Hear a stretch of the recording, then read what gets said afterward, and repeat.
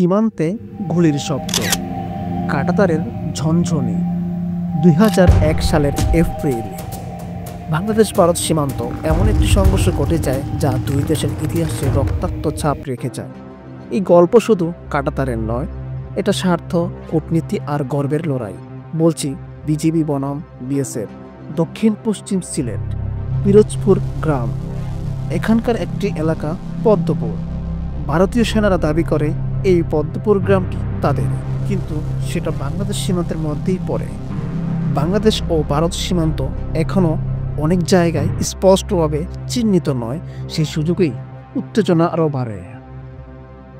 সংঘর্ষের সূচনা ১৮ April ২০০১। BSF Padmapur গ্রামে ঢুকে পড়ে এবং পজিশন নিতে চেষ্টা করে। তৎকালীন বিডিআর সদস্যরা বাধা দিলে দুপক্ষের মধ্যে গোলাগুলি শুরু হয়। ১৬ জন বিএসএফ সদস্য নিহত হয়। ভারত পক্ষ এটিকে ক্রস বর্ডার অ্যাম্বিউজ বলে দাবি করে, আর বাংলাদেশ বলে তারা সীমান্ত রক্ষা করেছে।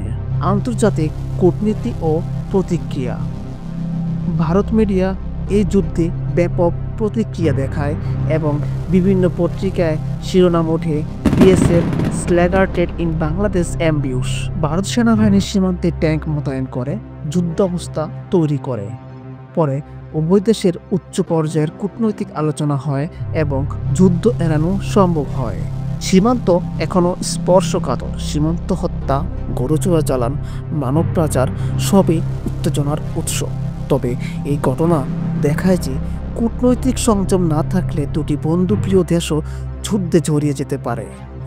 অর্থাৎ এ থেকে আমরা শিক্ষা নিলাম যে সীমান্ত মানে শুধু কাঁটাতার না, এখানে আছে মানুষের জীবন, আত্মসম্মান আর রক্তাক্ত ইতিহাস। আজও সেই ২০০১ সালের গন্ধ পাওয়া যায় এই মাটিতে।